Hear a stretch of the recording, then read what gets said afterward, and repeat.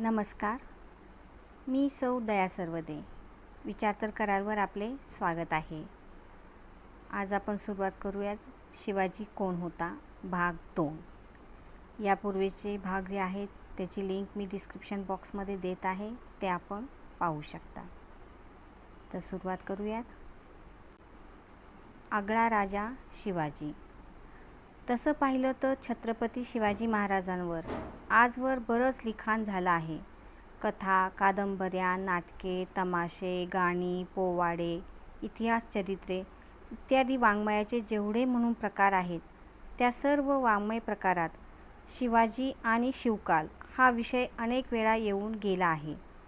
चित्रपटही निघालेत, व्याख्यानेही खूप झालीत आणि होत आहेत. पण एवढं सारं होऊनही शिवकालाची, शिवाजी महाराजांची आणि त्यांच्या कार्यास प्रेरणा ठरलेल्या कारणांची जी प्रतिमा सामान्य जनमानसात निर्माण झाली आहे, ती इतिहासाशी इमान असलेली प्रतिमा आहे असे म्हणवत नाही. लोकशाहीत राजाचे कौतुक. खरं म्हणजे सरंजामशाही आणि राजेशाही ही कालबाह्य झालेली समाजरचना आहे. शिवाजीचा काळ हा सरंजामशाहीचा काळ होता आणि शिवाजी हा सुद्धा एक सरंजामशाहीतलाच राजा होता.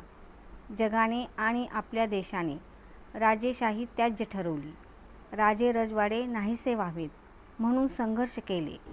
राजे रजवाडे नाहीसे केले आणि हे सर्व बरोबरच केले. राजेशाही मोडून त्या जागी आपण लोकशाही आणली, हे सुद्धा बरोबरच केले. शिवाजीने स्थापन केलेल्या राज्याचे शिवाजीनंतर जे काही झाले त्यावरून सुद्धा राजेशाही ही स्वीकारण्याजोगी व चालू ठेवण्याजोगी समाजव्यवस्था नव्हती, हे सिद्ध होते.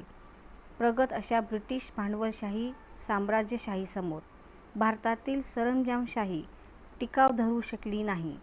यावरून सुद्धा सरंजामशाही व राजेशाही टाकाऊ समाजव्यवस्था ठरते हेच पुन्हा दिसते. पण मग या आधुनिक लोकशाहीत एका राजाचा उदो का व्हावा? त्या राजाच्या विचारांत, व्यवहारात आणि चरित्रात असे काय आहे की त्यामुळे लोकशाहीसुद्धा त्याचे स्मरण स्फूर्तिदायक ठरावे? तसे राजे खूप होऊन गेले, पण सर्व राजांची काही अशी आठवण केली जात नाही.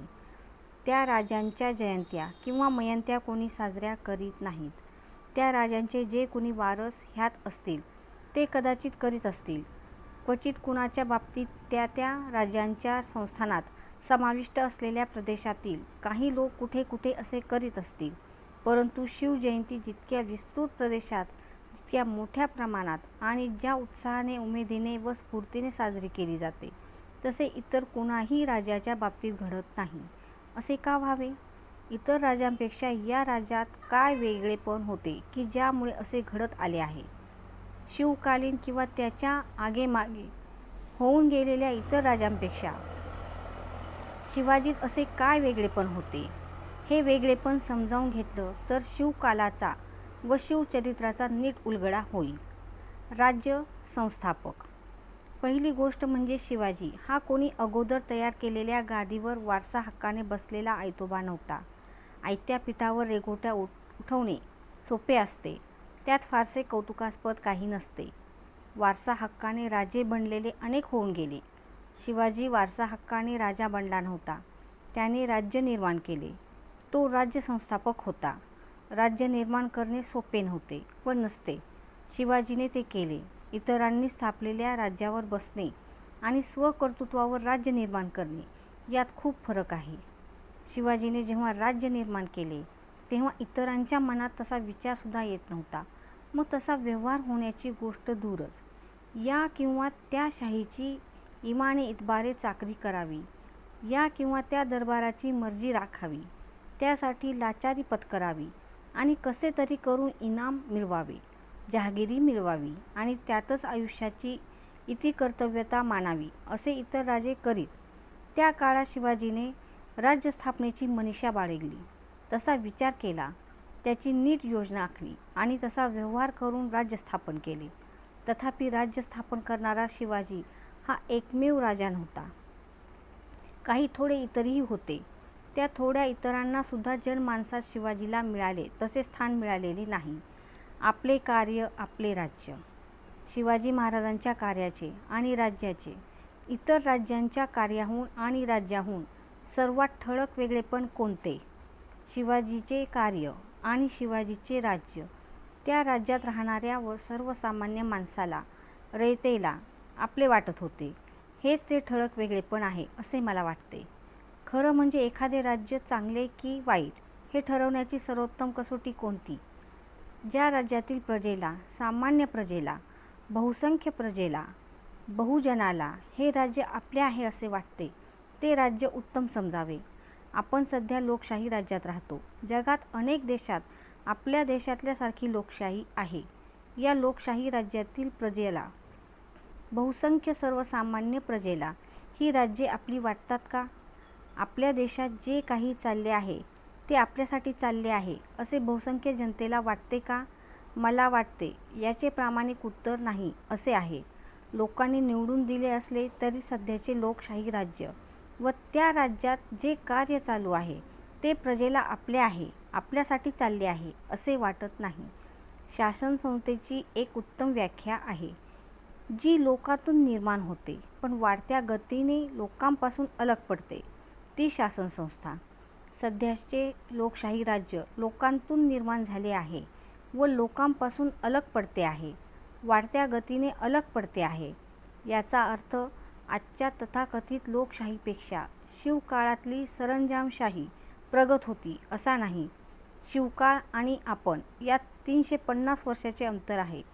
आता सरंजामशाही तर उपयोगाची नाहीच, पण सध्या जी व जशी लोकशाही आहे ती सुद्धा सामान्य जनांच्या दृष्टीने उपयोगाची राहिलेली नाही असा याचा अर्थ आहे. आत्माहुतीच्या प्रेरणा.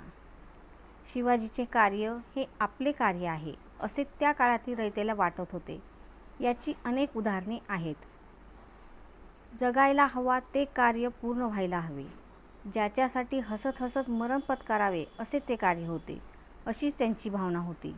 अशी अनेक उदाहरण इतिहासानं नमूद करून ठेवली आहेत.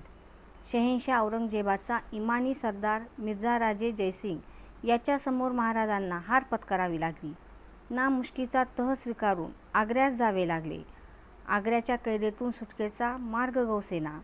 पुन्हा शक्कल लढवली गेली अन् महाराज पसार झाले.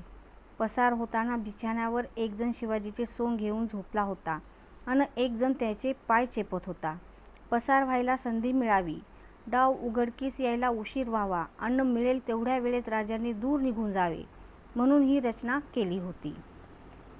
मृत्यूला सामोरे जायला मागे राहिले होते मदारी मेहतर अन् हिरोजी फर्जंद. लवकर असो अगर उशिरा असो डाव उघडकीस येणार, आपण पकडले जाणार अन् बेमौत मारले जाणार याची मदारी मेहतरला अन् हिरोजी फर्जंदला जाण नव्हती. मृत्यूला कवटाळून आत्माहुती द्यायला ते दोघे का तयार झाले? पुन्हा तेच उत्तर. शिवाजीने आरंभलेले कार्य मोलाचे आहे, ते पूर्ण व्हायला हवे, टिकायला हवे. आपण मेलो तरी चालेल हीच ती भावना. आपण मेलो तरी चालेल पण शिवाजी जगला पाहिजे असं वाटायला लागावं, अशी किमया शिवाजीराजे करू शकले. इतर राजांना ते शक्य नव्हते. इतर राजांसाठीही लढणारे होते, नाही असं नाही. अशा लढाईत अनेक मृत्युमुखी पडले, पण त्यांचं लढणं हे मर्दुमकी गाजवून जहागिरी अन् इनाम मिळवण्यासाठी होतं. ते मेले ते जहागिरीसाठी अन् इनामासाठी, उदात्त कार्यासाठी नव्हे. शिवकार्यात लढवय्ये सैनिक तर सहभागी होतेच, परंतु सर्वसामान्य रयतसुद्धा आपल्या परीने सहभागी होती आणि ते फार महत्त्वाचं होतं. राजाच्या कार्यात जेव्हा रयत मनापासून सहभागी असते तेव्हा ते कार्य यशस्वी होतं. खरं म्हणजे ते कार्य राजाचं नसतं तर सर्व रयतेचं असतं आणि म्हणूनच यशस्वी होतं. रयतेच्या स्वराज्य कार्यातील सहभागाचं ऐतिहासिक सत्य एका प्रतिभावान कवीनं सोप्या अन् रोखठोक भाषेत कविता करून नोंदवून ठेवलं आहे. कवितेचं ध्रुपद आहे. खबरदार, जर टाच मारुनी जाल पुढे चिंधड्या उडवीन राई राई एवढ्या. कवी वर्णन करतो एका छोट्या प्रसंगाचं. धामधुमीचा काळ आहे. सैनिक शिपाई तर सोडाच, पण शेत नांगरणारा साधा शेतकरीसुद्धा सावध आहे. कुणाचे सैनिक कुठे जातात इकडे त्यांचं लक्ष आहे. स्वराज्य कार्यात दगाफटका करणारा कोणी आढळला तर त्याला हटकला पाहिजे अशी सगळीकडे भावना आहे. बांधावरून 4 घोडेस्वार जाऊ पाहत आहेत. शेतकऱ्याचा 10-12 वर्षाचा कोवळा पोरगा धिटाईनं त्याला अडवतो आणि सांगतो, खबरदार, पुढे जाल तर चिंधड्या उडवीन. तुम्ही कोण आहात? कुठे चाललात? वगैरे वगैरे. हा चिमुरडा पोरगा शस्त्रसज्ज घोडेस्वारांना दम देतो. भीत नाही. त्याला वाटतं आपण सुद्धा हे केलं पाहिजे. हे आपलं कार्य आहे. शिवाजी राजा काहीतरी चांगलं करतोय. आपण त्यात भाग घ्यायला पाहिजे. पुढे कवी सांगतो, हा चिमुरडा पोरगा ज्या घोडेस्वाराला दम देत होता तो स्वतः शिवाजी राजाच होता. त्या पोराने शिवाजी पाहिलाच नव्हता. ओळख दे काही नाही, देणं घेणं काही नाही, पण तो शिवाजीच्या कामात मदत करू पाहतो. त्यासाठी धोका पत्करतो. शिवकाळामध्ये शिवाजीच्या सर्व सहकार्यात, सर्व सैनिकांत आणि सर्व रयतेत ही भावना शिवाजी तयार करू शकला. यातच त्याचे वेगळेपण सामावलेलं आहे. असामान्य पराक्रम होतात ते असामान्य कार्याच्या सिद्धीसाठी केलेल्या लढायातच. इस्टेटीच्या लोभानं जे लढतात अन मरतात त्यांची नोंद ठेवावी असं इतिहासाला वाटत नाही. लढाईच्या दुमचक्रीत अनेकदा छोटी मोठी माणसं भीम पराक्रम गाजवतात. युद्धाच्या धुंदीत मरणही पत्करतात. जहागिरी मिळवण्यासाठी किंवा मिळवलेल्या टिकवण्यासाठी पराक्रमसुद्धा केले गेले आहेत. पण लोभाप्रलोभनाविना जाणून बुजून मृत्यूला कवटाळणाऱ्या पराक्रमाची जातच वेगळी असते. शिवाजीचे सहकारी व त्याची रयत शिवाजीच्या कार्यात सर्वस्वाचा त्याग करीत सहभागी होती. ही गोष्ट निर्विवाद आहे. शिवाजीच्या काळातील त्याच्या रयतेला शिवाजीचे कार्य व शिवाजीचे राज्य हे आपले राज्य आहे असे वाटत होते. याबाबत शंका घ्यायला जागा नाही. पण असं का होतं? शिवाजीनं असं काय केलं होतं की रयतेला त्यानं आरंभलेलं कार्य आपलं वाटावं? इतर समकालीन किंवा मागे पुढे झालेल्या राजांना जी रयतेची निष्ठा मिळाली नव्हती ती शिवाजी राजांना का मिळाली? असा खरा प्रश्न आहे. इतर राजे रयतेशी वागत ती रीत आणि शिवाजी महाराज रयतेशी वागत ती रीत यात जो फरक होता त्या फरकात या प्रश्नाचे उत्तर आहे. जहागिरी, इनामदारी, वतनदारी व गावगाडा. त्या काळी सर्वसामान्य जनता राजा कोण आहे, कोण आला, कोण गेला यासंबंधी फिकीर करीत नसे. कुणीही राजा आला किंवा गेला, कुणाचेही राज्य आले तरी सामान्य रयतेच्या जीवनात फरक पडत नव्हता. गाव जवळजवळ स्वयंपूर्ण होते. गावगाड्याची स्वयंपूर्ण यंत्रणा होती. पाटील होता, कुलकर्णी होता, 12 बलुती होती. ते गाव चालवत होते. गावगाडा हाकीत होते. राजे बदलले तरी या गावगाड्यात फरक पडत नव्हता. वतनदार होते. ते भरमसाठ वसुली करीत होते. रयतेवर अन्याय करत होते. त्यांच्या विरुद्ध दाद मिळत नव्हती आणि मिळणार नव्हती म्हणून कुणी मागत नव्हते. राजे बदलले तरी कुलकर्णी, पाटील, वतनदार, देशमुख, जहागीरदार तेच असत. हे सर्वजण पटापट निष्ठा बदलत. ज्याचा जय झाला असेल, त्याचं राज्य असेल त्याला निष्ठा अर्पण करीत. स्वतःची वतने शाबूत राखीत. रयतेला छळीत, वसुली करीत आणि राजाला हिस्सा नेऊन देत. जोवर छळ चालू होता तोवर रयतेला आपल्याकडून वसूल केलेला पैसा व माल वतनदार कोणत्या राजाला नेऊन देतात व किती देतात याच्याशी कर्तव्य नव्हते.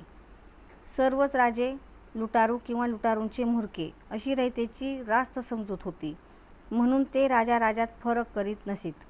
यासंबंधी इतिहासाचार्य राजवाडे यांनी महिकावतीची बखर या पुस्तकाच्या प्रस्तावनेत म्हटले आहे की गेल्या 3000 वर्षात हिंदुस्थानात जी देशी आणि परदेशी सरकारे होऊन गेली ती सर्व प्रकारच्या पोटभरू चोरांची झाली व सरकार म्हणजे उपटसूम चोरांची टोळी अशी हिंदू गावकऱ्यांची अंतस्थ प्रामाणिक समजूत आहे.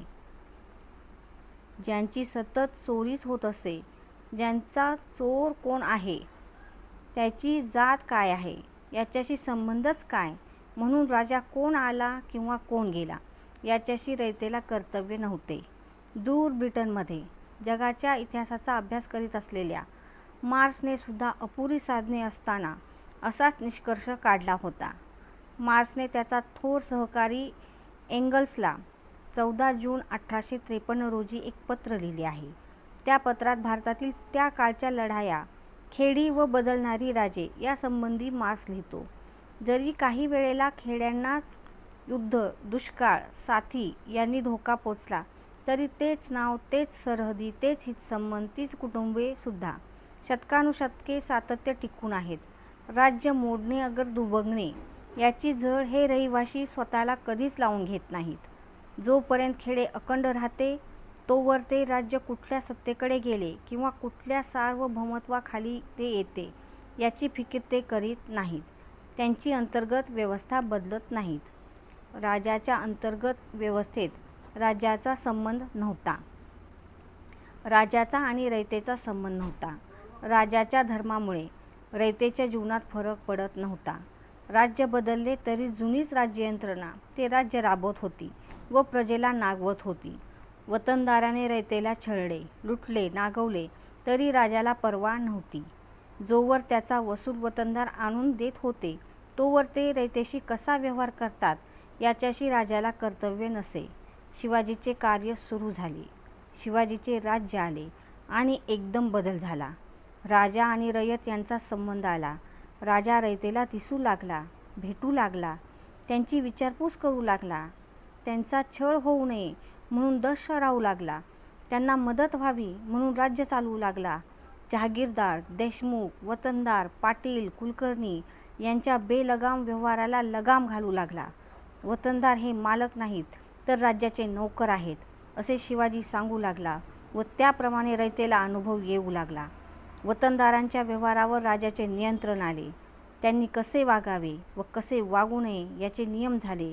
वतनदार राजाच्या नियमाविरुद्ध वागू लागले, रयतेला छळू लागले व अत्याचार करू लागले तर त्यांच्या विरुद्ध रयतेला दाद मागण्याचे धाडस आले. कारण रयतेने केलेल्या तक्रारींची चौकशी होऊन प्रसंगी मुजोर वतनदारांना जरब बसेल अशी कठोर शिक्षा होऊ लागली. शिवाजीच्या रयतेला हे सारेच नवे होते. कुठे घडत नव्हते असे होते. त्यांना फरक जाणवत होता आणि राजाकडे व राजाच्या कार्याकडे पाहण्याचा त्यांचा दृष्टिकोन बदलत होता. राजा व राज्यकार्य त्यांना आपले वाटू लागले होते. पुढील भाग घेऊन लवकरच भेटूयात. धन्यवाद.